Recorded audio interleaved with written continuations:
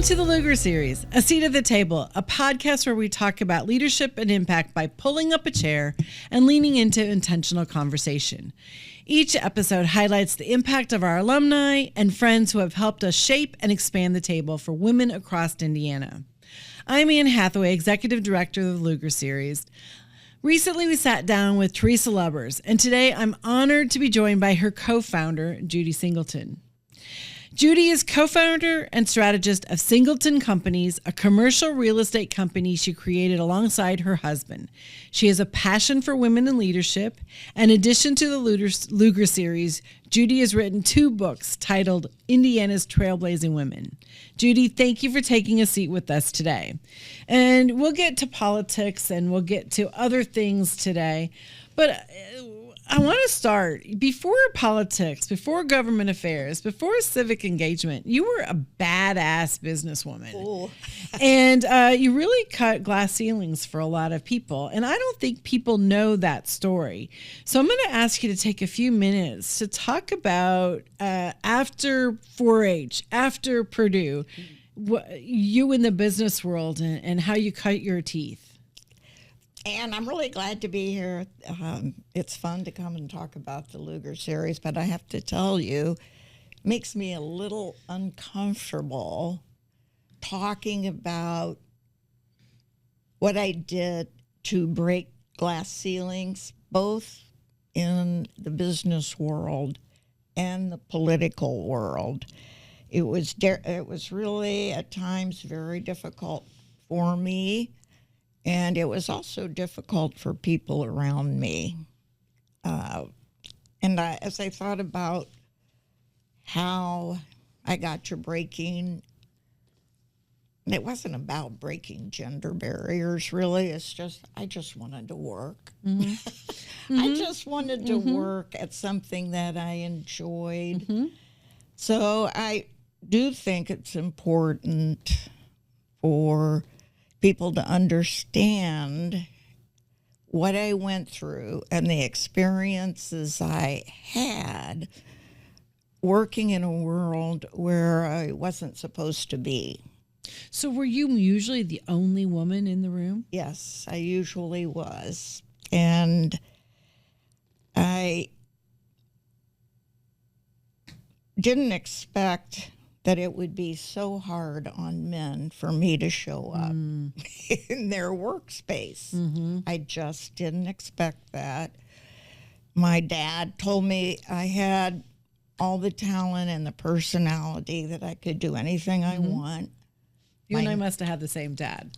Yes, we do. I know that. Mm-hmm. And my mom made sure that I had enough money to go to college, to prepare for a higher paying job than where I was supposed to be, which would have been teaching, nursing, or doing secretarial work. You know, when there was actually secretaries needed before computers.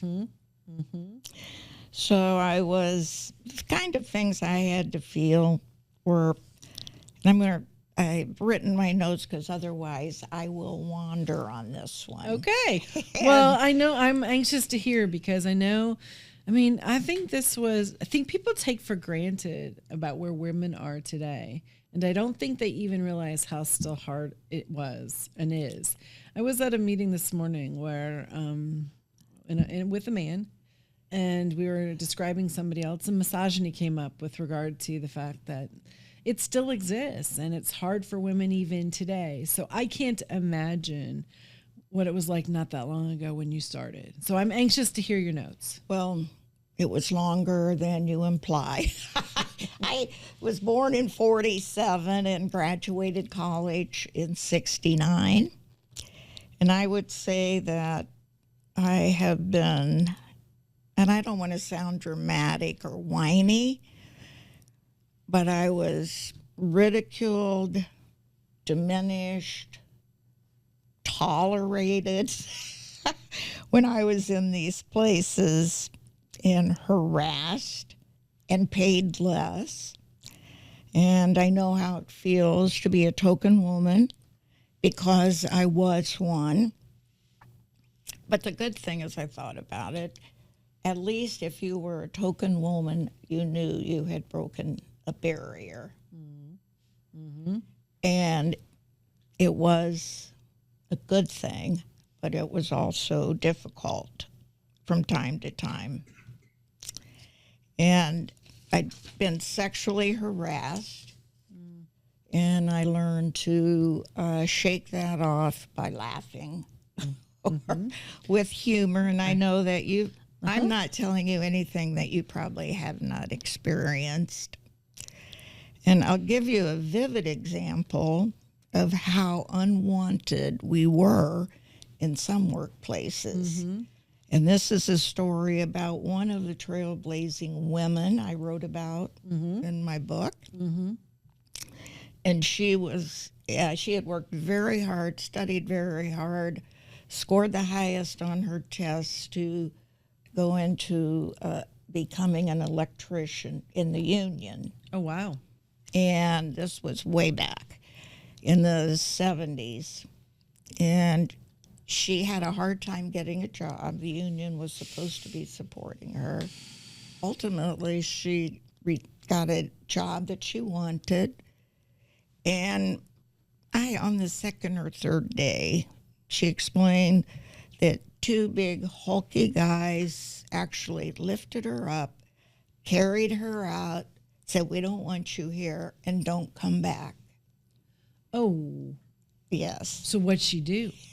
She did not go back because they scared her. She decided that maybe she would need to find something different. But that's a really vivid picture of how disturbing it was to some men. And how scary, and how they had the physical attributes to change the scenario. Yes.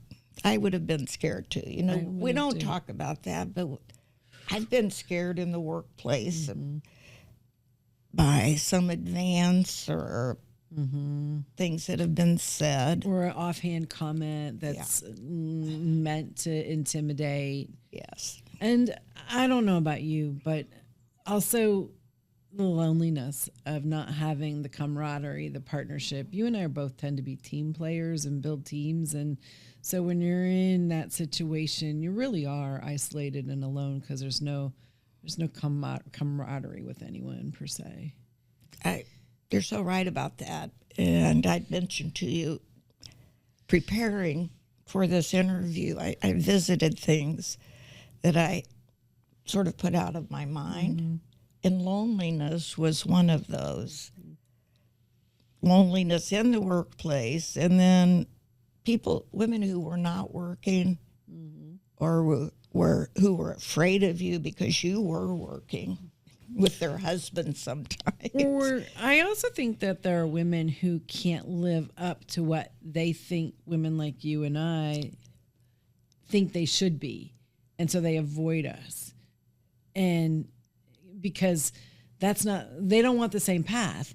And I guess my point on that would be there's a different path for everybody. This is just what you did in business, what I've done in politics. We chose those paths, and it's not for everybody. And it wasn't for any secret motive. We enjoy the work. Yeah. Love what I do. And I know you did too. And I know that, you have a very creative mind, but you were able to think through business deals and you look at them differently than the men in the room. And that gave you great satisfaction. It did. I've loved everything I've done. I've had a variety of jobs through my life. And here's a way that at least I got discriminated against. I never felt I could dream of what I wanted to be. And it started in high school. I was in the counselor's office and supposedly talking about the courses I needed to finish up in high school to get into college, to get the job I wanted. And I said to the counselor, I'd like to be an attorney. And he shut me down right away and said, you need to be thinking of some other job because women can't be attorneys. This is a high school guidance counselor. This would have been in 1965. So why wouldn't I believe him at that point in time? I don't know if you remember this, but help wanted ads in the paper were divided by men jobs and girl jobs. Oh, I don't remember that at all.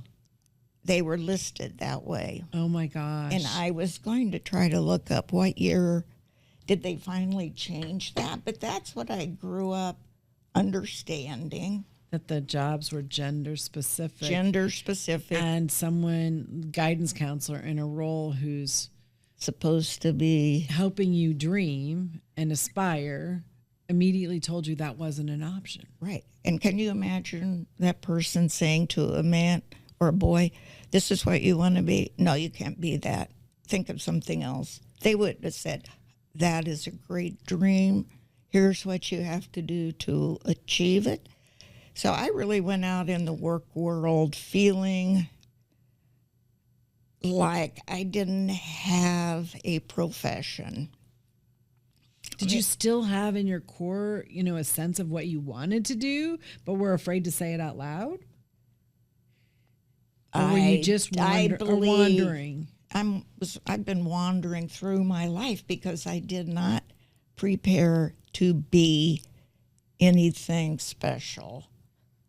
Like, if I would have my dream, it would have been to be probably a journalist or an attorney. But there was nowhere a girl got support. And I grew up in Carmel. Mm-hmm. Now, we were all encouraged to go to high school or college at Carmel, but it was really still a small town. It's hard to believe today that Carmel was a small town, but I get it. I get it. It was still kind of rural. Yeah, it was. It was considered hick town to Indianapolis people, and we only had 1,700 people who lived there when I was born. Wow. There was that many, more than that in the high school now, I think. I know. So anyway, that is a problem that actually I didn't figure that out for a long time. It kind of haunted me. But what it did, I worked very hard at the jobs I was hired for. But that was all I could do. Mm-hmm. I wasn't going to go up the line like the guys were. Mm-hmm. So then when you realized that, is that when you transition into other things like politics and civic engagement? Or what was the point where, you were still doing business, but you started to move into other areas? It was, I always knew I was interested in government and politics. My mom took me to various political events when I was in high school to help be the server. Was she involved as a volunteer, or was she was a precinct committee woman until she went to work full time for the post office? Oh. And you can't. That's right. You have the Hatch Act. You have to be nonpartisan. Right. So anyway, I could tell that just kind of turned me on. I was involved in student government. Mm-hmm. I was probably the first young woman, to run for president of the student body. And I lost, but the principal at the end of the day said, Judy, I can't believe it. You almost beat him. That was, you talk about, all right, they weren't expecting that. Mm-hmm. So I'm going to stop you there for a second, because one of the things that we talk about in Lugar Series is that we get very focused on goals and running for office, winning or losing, or going after something, winning or losing, and that we don't always get what we want. We don't always win, and that sometimes losing provides opportunities and options that we didn't even know existed. So when you lost the student council race at that point, did that open up new doors for you? Did it provide you new ideas? Did I always also say somebody's always watching, and obviously the principal was watching you and said you almost won, but how did that help you pivot, or did it? I don't think it did, but what was wonderful was it was my high school English teacher who said, Judy, you should run for president. That might be the first. President of the United States? No, president of the, yes, yeah. I always said I wanted to be president of the United States, but she said, you should run for president of the student body. And it was like, it was such a breath of fresh air. But it was a she. It was a she. And we celebrated at the end of the day, and I will always remember Mrs. Carnahan for doing that. Mm-hmm. She was probably an old feminist. But she gave you confidence. She gave me confidence that I should do that. And so whether you appreciate it or not, that was something that spurred you to keep trying. Yes, and like I say, at the end of the day, we thought we were pretty successful. I didn't really believe I could win. I didn't know that I'd be that close. So going on to Purdue, I got involved in the student government and was a senator for the co-op. That's exciting. Yes, it was. How many women were representatives of their? Well, because you would have had sororities, co-ops, right. So that was dictated. Yes, and when I went to Purdue, it's not where I wanted to go, but it's where we could afford for me to go, and I got a degree in teaching, and I did not want to do that, but getting the degree from Purdue, and people in the East thought Purdue was an Ivy League school. I got a job working for Cornell University to be a 4-H agent in Westchester County. In New York. In New York. So that's a big move from Indiana to New York. Yes, and that was, for me, that was breaking a cultural barrier. Mm-hmm. So when I got to New York, one of the first things I did was attend a lecture by Betty Friedan, who wrote The Feminine Mystique, which was really the new wave feminist Bible. Gloria Steinem started Ms. Magazine, and now is started in Westchester County, National Organization of Women. And to go from the Indiana culture to that, I was all in. It's like, I have hope that I can be what I want to be.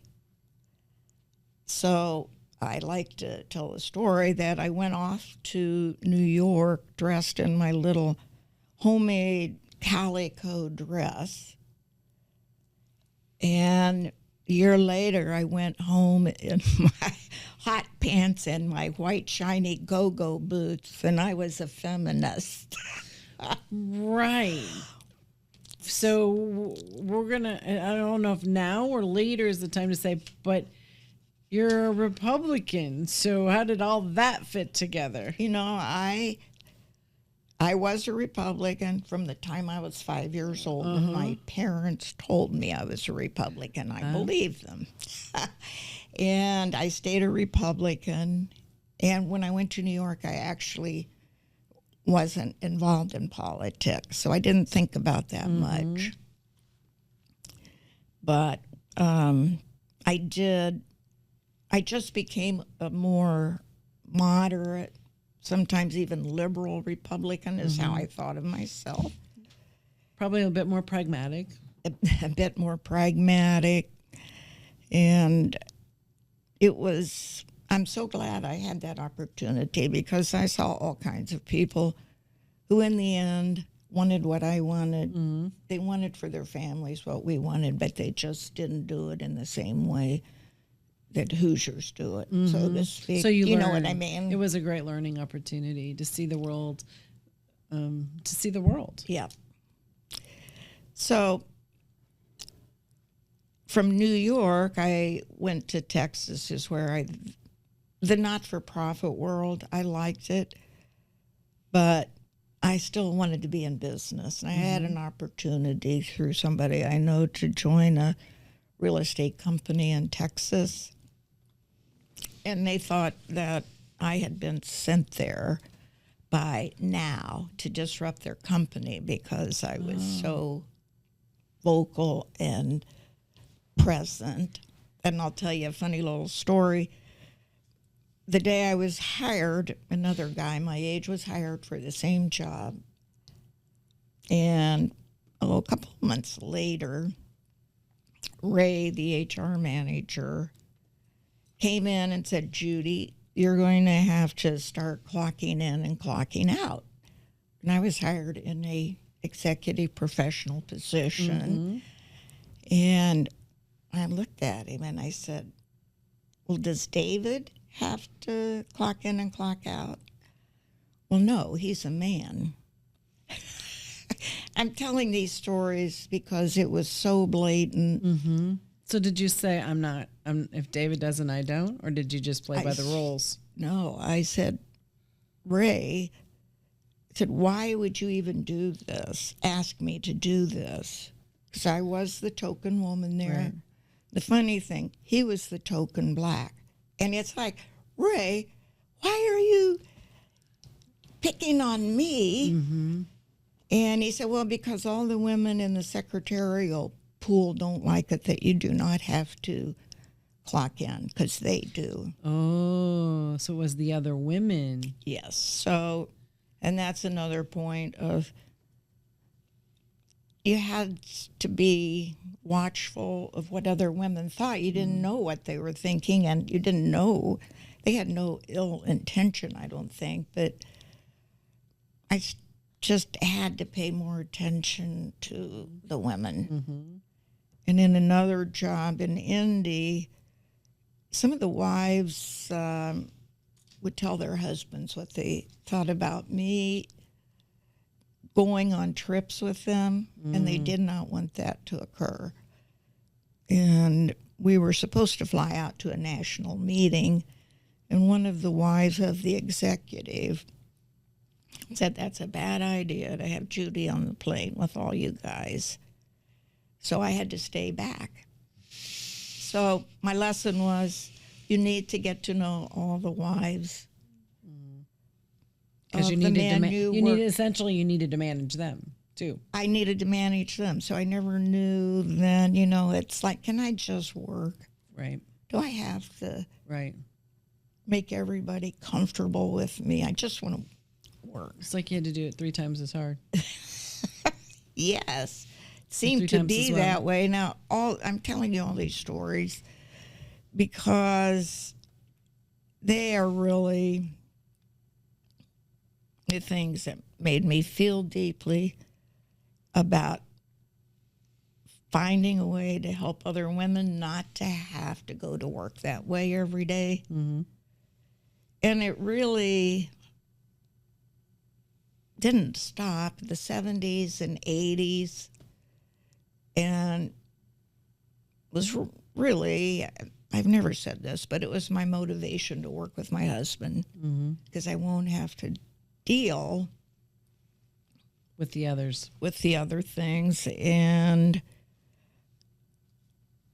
so that started our business, the Singleton Companies, which turned out to be a very good thing.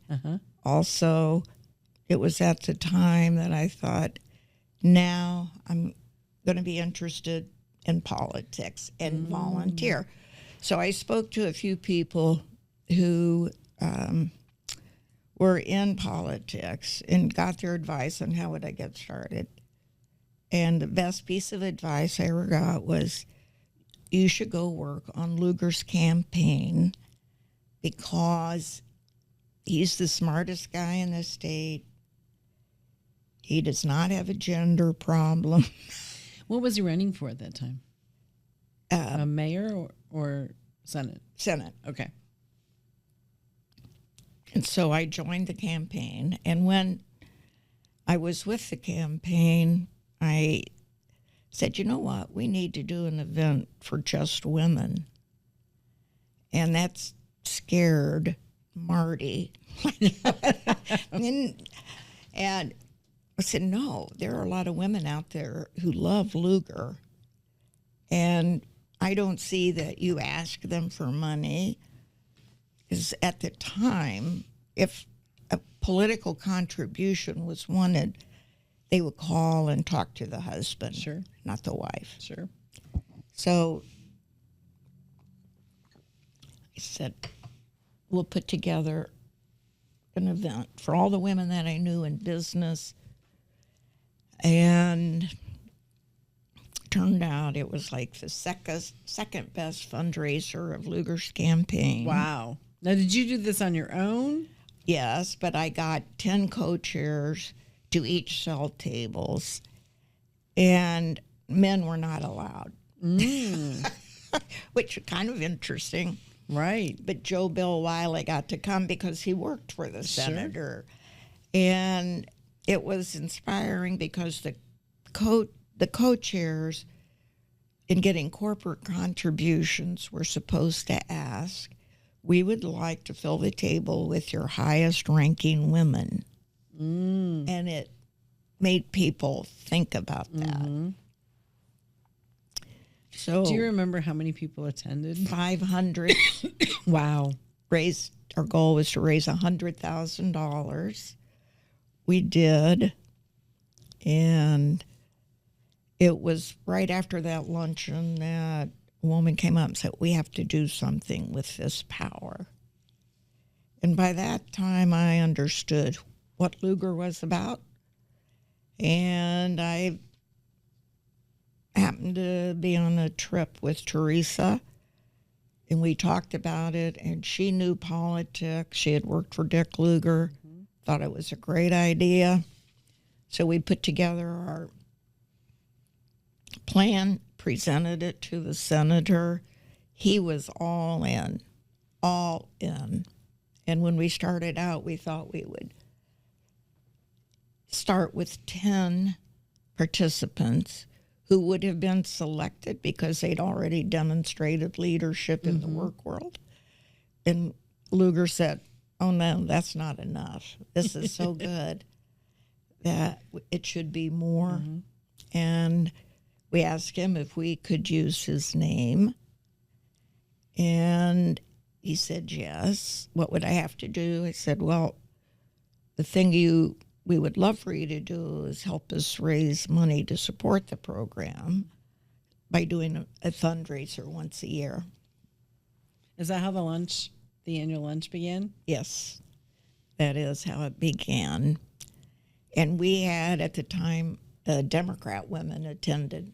I mean, Democrat women were... We still have Democrat women who attend. Yeah, they love it. They appreciate what we're doing and how we bring people together. And, you know, we can talk about this too, but obviously we've helped the Democrat start their own organization by sharing our bylaws and our goals and some of our infrastructure materials. So well, and I was of the belief the more women, the better. And I always say when you started, and as we progress, we obviously want Republican women to be successful, but at the end of the day, our real goal is just more women. More women so that people can believe that women can work. And that goes like back to all my experiences because I'm still like, excuse me, we need to put more people in front of the public that are women who are doing good things. And that's why I wrote these books about trailblazing women, publicized all of them, the more stories you read about women doing good things. And then I got involved in helping co-produce some indie films that were headed by women, directed by women, and acted by women, just put them on screen. So it was like a full court press on women need to be everywhere and be seen. So, and we'll fight Democrat women on the principles, but they should be there too. And there's a couple of things that are really important about the starting of the Lugar Series. Mm-hmm. I knew from the limited experience I had in the government and politics in Indianapolis and my experience of the vagaries of leadership that we should not be financed by anybody but ourselves. Mm-hmm. So we're going to raise our own money so that we can always be in control of our own agenda. Mm-hmm. That has served us well from the beginning. Mm-hmm. And when we started it, I said, we're not asking permission to do this. Right. We are doing it happily. And I was confident that people would, oh my gosh, we have to join in. And as you know, in the beginning, when we held our classes, we started having the local leaders sort of lobby us to be some of those who would train the women. Yeah. So, and the other really important thing about starting the Lugar Series was, yes, we were Republican. Yes, we believed in Republican principles, whatever they generally were, and no, we would never take positions on issues right. that were problematic within the Republican organization. So, well, and I think we continue that today. I think, as you know from the classes and other things, we realistically have discussions and dialogues about issues and bring different opinions to the table in order to educate our women about how these all fit together. And it's been really helpful, especially this year on a couple of different issues. It's allowed our class to see how legislation is formed, and we have a legislator in our current class, and just the ability to have all the different opinions and all the different pieces pulling. And then she could convey to her classmates that, yeah, this is what I do every day on all these different issues. And you've got different things you've got to weigh. And that we don't always appreciate and understand how much pressure our elected officials are to come up with the best policies that help our communities and our state move forward. And that it's not what one geographic place in Indiana and how it may be different in another, and how do you balance that as well as you pull legislation together and work on it. So not taking a position but being open to listening yes. has really been critical to help our women grow and to learn, and it's also helped develop their leadership style. And I think that we have, because we had Lugar in the start, and he has been a perfect standard bearer, standard bearer for civility, bipartisanship to benefit the community. And I'm hoping, and I know you try to do that, the women who don't know Lugar now, mm-hmm. that the civility and seeking solutions, not winning, is what we hope they will strive to do. Yes, it's been that's been a challenge. There's a number of folks that have studied Senator Lugar and have information about him and can present.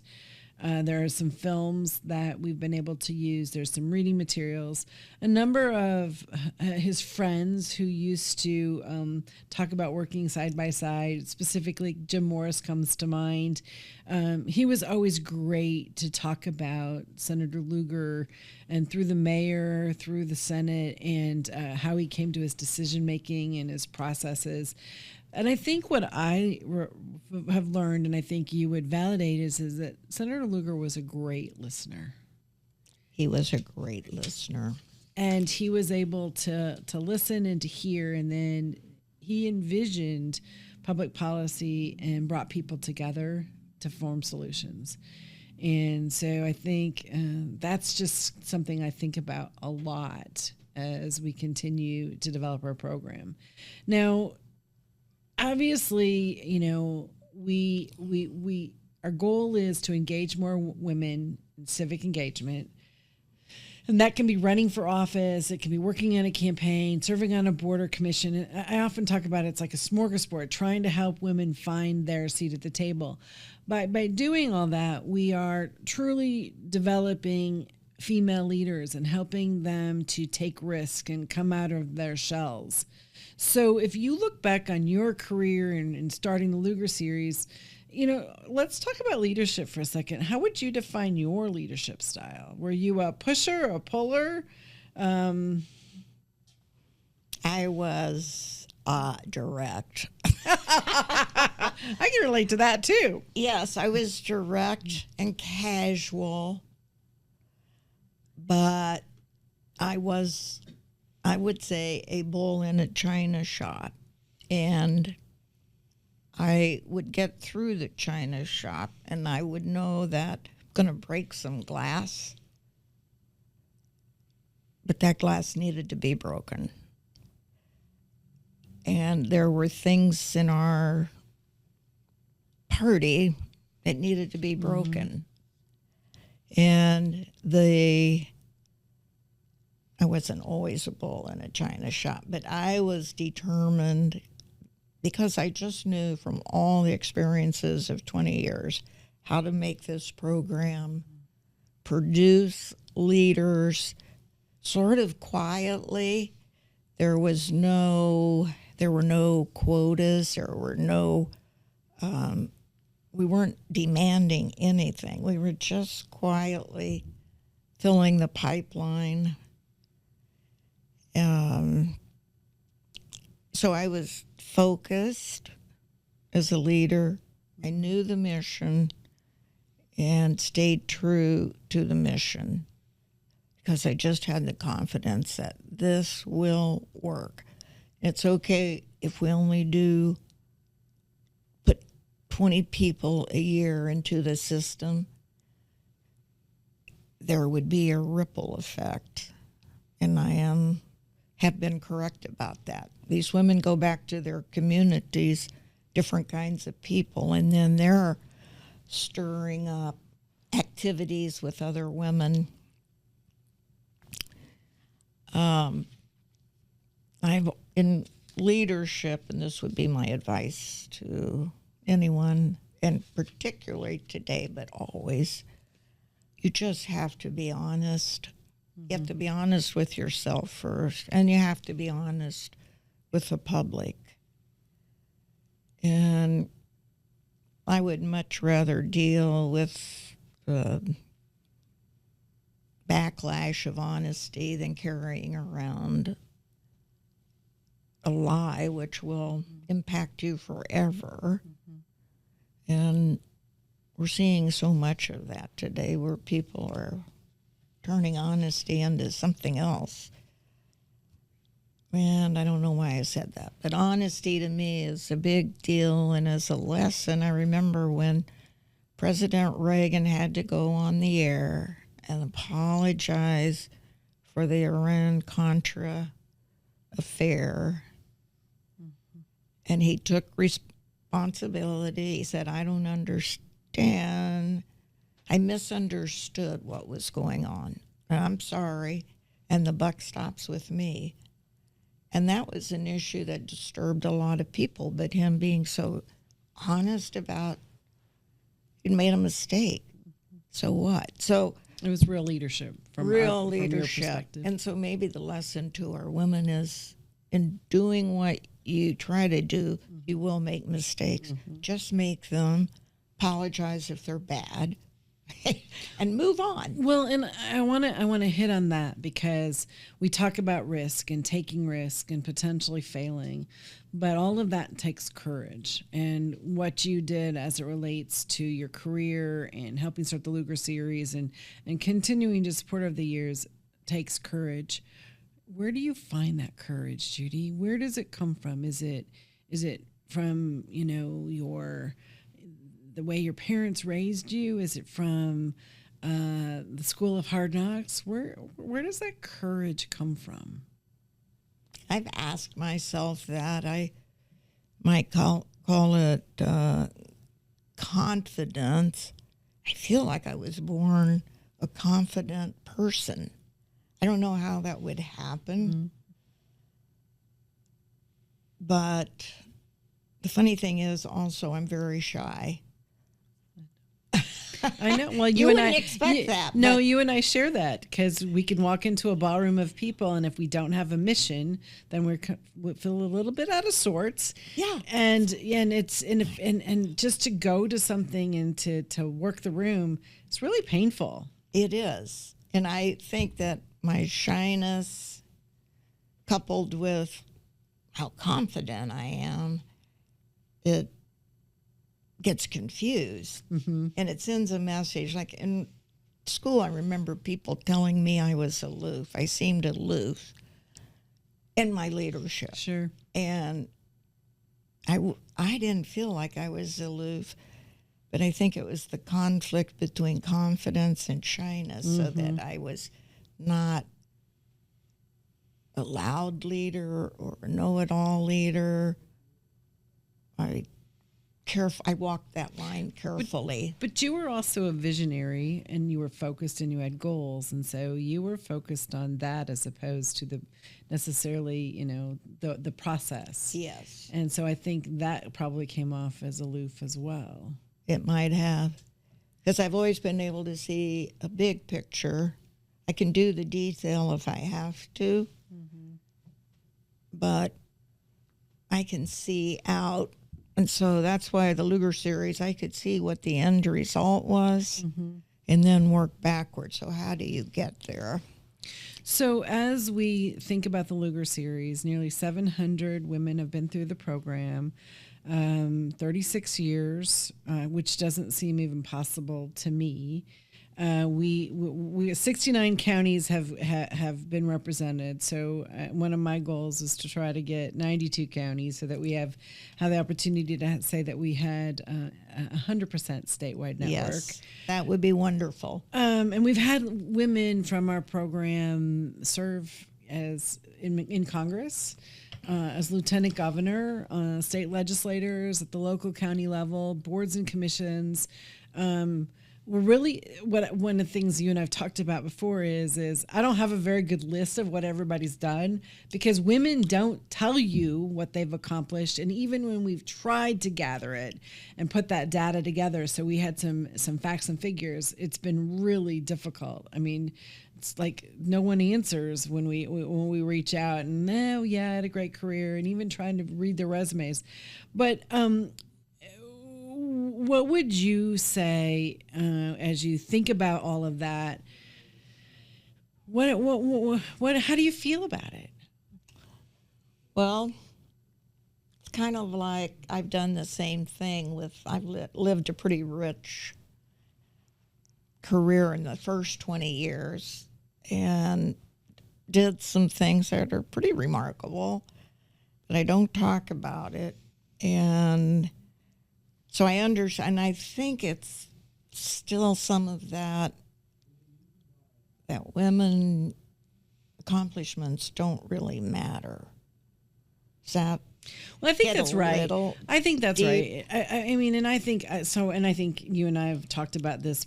I too have done some things, and it's kind of like, okay, I've done that, move on. Accomplished it. What's next? And you're always looking for further validation as you take on new challenges. Yes, instead of stopping and recognizing what you really accomplished. And I'm sorry that our women are not more forthcoming about that. But again, I think they don't think it was that important. Now, I don't want to denigrate men, but they'd have their picture on the wall in a story. So I'm going to stop you and ask you to say, okay, 36 years later, the Lugar Series. When you think about what you, Teresa, Senator, have accomplished and where we are today, what do you feel? I think it's pretty awesome. And it's probably the greatest thing I ever did in my life.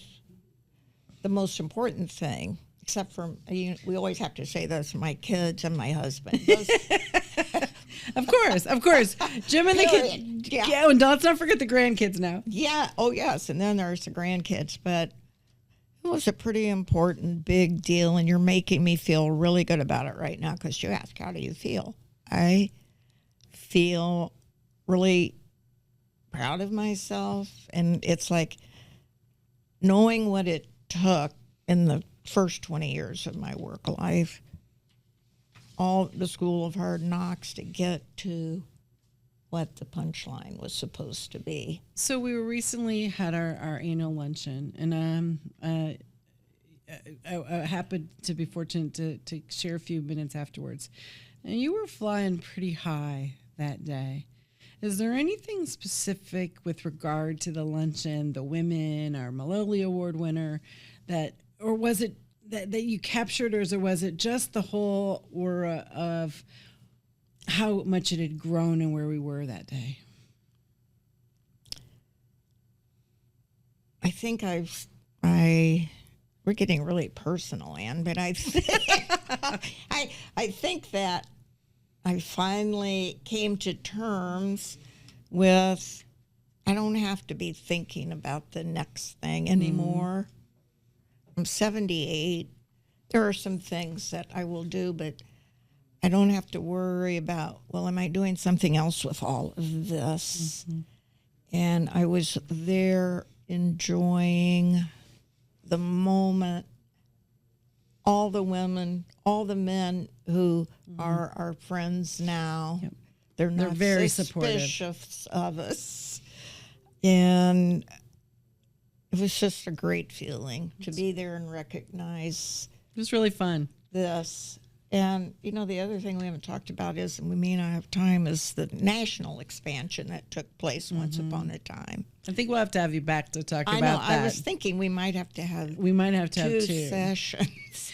So we need to wrap up. I have some speed questions I'm going to ask you, but the one thing I would really want to ask you before we move to those is, as you think about the women in leadership spaces today, and specifically our Lugar Series women that we're training, do you have a piece of advice or some advice that you would want to share with them? I actually don't like giving advice because everybody's life is different. Sure. But if I had to give advice, it would be to say to women, be kind to yourself. I know you think you can conquer the world here, and we have high expectations for you. So just don't get so involved you lose yourself. It's pretty good advice. So thank you. So let's as we wrap up, let's do our speed questions. We have a series of questions for you to answer in one word. Okay. And I know you well enough to know that you're probably not going to be able to do this in one word, so it's a test. Okay, this is a test. How would you define your leadership style? I think I've said that before. Direct. You did. What motivates you? Results. What challenges you? Complexity. Indiana in one word. Comfortable. How about that one? I didn't see that one coming, I have to admit. A word for the current and next generation of women leaders. Hooray. Oh. The Lugar Series in one word. Hope. Oh, what a way to end, Judy. Thank you so much for being with us today. We are so grateful for the opportunity to dig deeper into the foundation of the Lugar Series. And as you know, You're going to make me weepy. Don't do that, It's a passion project for which I am honored for both of us and for all of us to be a part of. Yes, Thank you. Well, and you're so involved in so many things that this program can make you, Terry. It's a real testament to what it is to you and to what you have done. Thank you. These women matter, and it is a privilege and honor to push them out of their comfort zones and hopefully help them to face challenges and do big things. Yeah, and be brave. Be brave. Take risks, be brave. Oh, I like that. Thank you. Thank you. Thank you. Please tune in every Tuesday as we highlight more Lugar Series women. Impactful, real stories here exclusively here on the Lugar Series, A Seat at the Table. So pull up a chair and join us. Thank you.